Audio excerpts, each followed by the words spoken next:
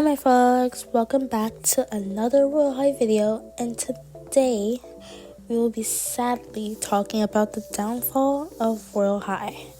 I spent a lot of time gathering my information, building a timeline, and going through multiple Twitter accounts and tweets about the community's opinions and what the devs have stated to make this whole video and explain and go through every single piece on why the game is falling apart and crumbling. So please don't skip it. I will add timestamps to each part, and I will be adding a link to the document I created so you guys can look at the timeline that I made and see everything piece by piece. Okay, first I'm gonna go through the dates to remember so we can get an understanding of how Royale has came to be and the foundation of the game before we actually get into the fall. So, April 10th, 2017. The infamous Royale was first created on April 10th, 2017 under the name Fairies and Mermaids Winx High School by Bob. It was a role-playing game inspired by the action cartoon Winx Club. Around the Halloween season, a Halloween update was released featuring an avatar editor, shop, minigames, and mazes. November 21st, 2017. A few months later, in November 2017, the beta of Royale was released. It was the first ever campus and had similar mechanics to those of Enchanted High. Around this time, the Fantasia Getaway Resort was released. It was another roleplay realm that simulated a hotel vibe with housekeepers, a salon, pool, and more. June 4th, 2018. On June 4th, Campus 2 was released. It was probably everyone's favorite and had the highest attendance. It was very similar to the first campus, but it had a revamped design and there was a lot of seasonal events held there. And it was very how do I put this? It was very more technical. It was very more advanced. September 13th, 2018. In September, one of my favorite realms was released, Earth. It had a city-like build, and in the future, it would connect most of the realms to each other. The Fountain. In addition to the Earth update, the Dream Fountain was the catalyst for the Glimmering Light Halo and Corrupt Halo.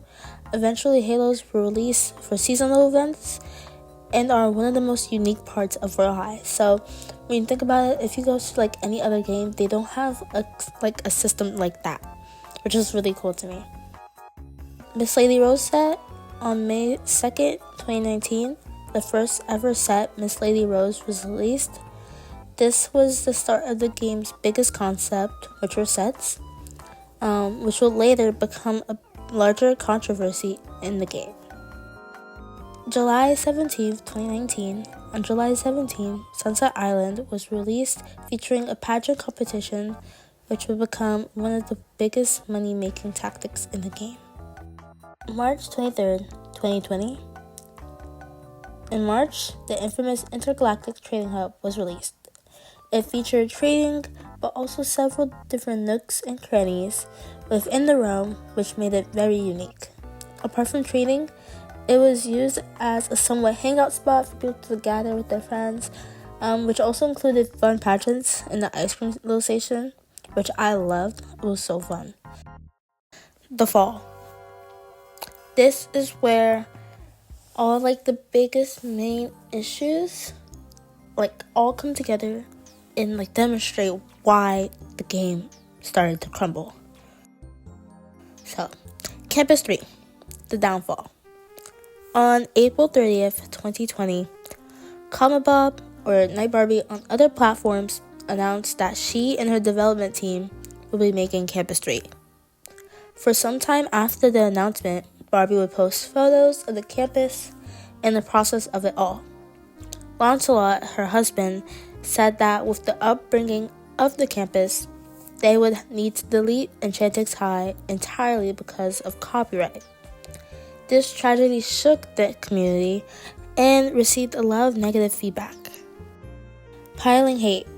For the 2021 Christmas update, the majority of the community wanted a plus-size set since all the previous ones were viewed as skinny. When the December Dream set was released, many people thought it was too skinny or had anorexia. On top of that, the next update, which was New Year's, was the same as the year prior, which made it very hypocritical to call it new. Later in February, Barbie and development team canceled the Black History Month update, which created more backlash and started the hashtag #OwnUpBarbie trend on Twitter. People in the community started tweeting with the said hashtag criticizing Barbie and the devs for their minority inaccuracy. So that means how inaccurate they were with cultures or just like things that represented the minority in general. Dewdrop Showers 2022. On March 1st, 2022, the Easter and St. Patrick's update was renamed Dewdrop Showers. The majority of the event took place on Campus 2. Every time it rained, you would be able to collect items from raindrops, and when the rainbow appeared, you'll be able to fly to it and get diamonds. According to Barbie, the update would stay until like the next major update, which was 7 months later. So October 4th, 2022 was the day that it was removed, which showed how long they neglected the game. There was no major updates for 7 months. So that means they skipped over the summer update. And then they just like added the Whimsy Witch set and got rid of the Dewdrop Showers, which was very discouraging to the players in the community, because how are you going to play a game that doesn't update for more than half a year? Campus 3 released. So, on August 9th, 2023, Barbie released Phase 1 of Campus 3 and limited it to level 500 and up. Across the next 2 weeks after that, I'm pretty sure, phases/waves 2 to 6 were released, showing the office, locker courtyard, rainy day classroom, dorms, and bathing quarters. The realms displayed new and advanced mechanics, architecture, and art. Unfortunately, after the bathing quarters were released, the campus stopped getting released in consecutive phases, and the next one wasn't released for another 9 months, which was the art studio, and then roughly 2 weeks after that was the throne tower and dungeon. In addition to the Campus 3, they added new quests you could do, since they didn't have classes that would follow the day progression as the old one. So a lot of those tasks took a long time and only gave you XP. So the only way you could actually get money from the game, from those tasks, was from leveling up. And it made getting money in the game really hard, because a lot of people did not have the multipliers. So when they leveled up, they only got 300.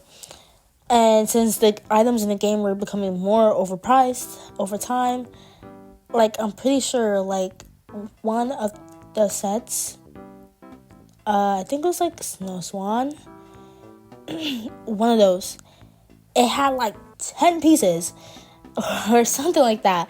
Or it's probably one of the Halloween ones, I don't remember.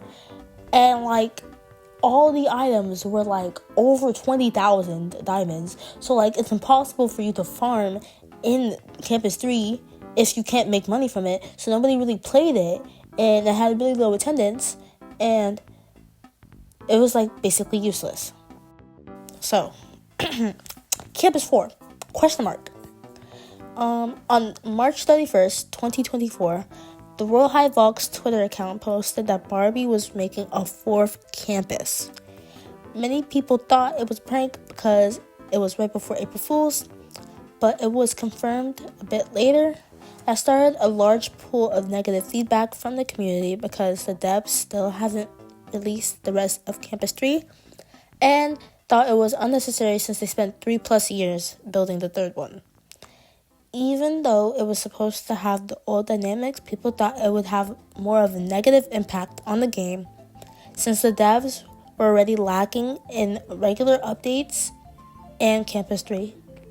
Soon, on August 15th, 2024, Campus 4 Alpha, not like the real thing, was released for level 200 and up. It displayed the old day progression, though there's no new schedule, and new concepts like nurse's office, which was really cool to me. The little supermarket, that was also new. And it was being updated regularly by the beloved game developer, Vianchi. We love you, Vianchi. Anyways. Now, the dolls. Yikes. On July 8th, 2024, the first wave of the Royale High doll line launched. These were different from the ones several years ago, like the mood-changing necklace, because the new ones were licensed by Royale High, while the old ones were owned by Roblox. The company that produced the toys, Jazzwares, was one of the biggest concerns for the Royale High community. Allegedly, the CEO of Jazzwares is a Zionist, which is a very big concern for most of the people of the community, including me. Additionally, the toys and their in-game items were put behind an expensive paywall, which angered the people even more because Barbie and the devs spent more time on the toys instead of the game. Every time there was an update, it would solely be about the toys, and there was nothing for those who didn't support the company or couldn't afford the pricey toys. And now, we're up to the Wastelands. So, current day, Royale High. Since the tour release and lack of content and updates, many Royale High players have retired and moved on to other dress-up games like Dress to Impress.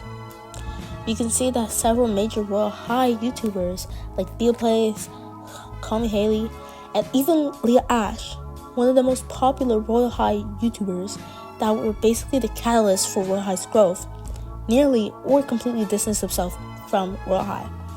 You can't even blame them because when there's no content to make videos on, it's nearly impossible for YouTubers to promote the game because of how dead it is. I used to think of Royale High as one of the biggest threats when it came to thriving games like Brookhaven, Without Me, and Bloxburg. Now, games that usually only have seasonal updates like Fleet Facility have a higher attendance count than Royale High. Despite being made in the same year and having fewer mechanics and drastic updates than Royale High, Fleet Facility still maintains a higher player count than Royale High. They still manage to stay loved in everyone's hearts while Royale High is being bashed by its older players.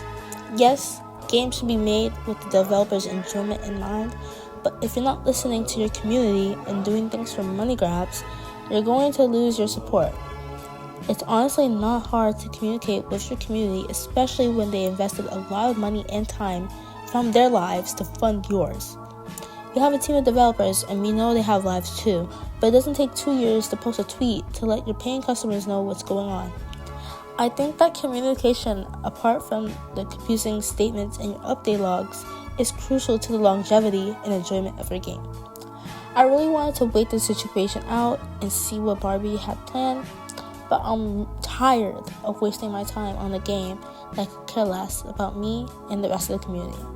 Unless I see change, I'm going to start to distance myself from Royale High, and I'm not going to encourage this, but I feel like if you're not seeing a benefit, you should too. And that's my take on the downfall of Royale High.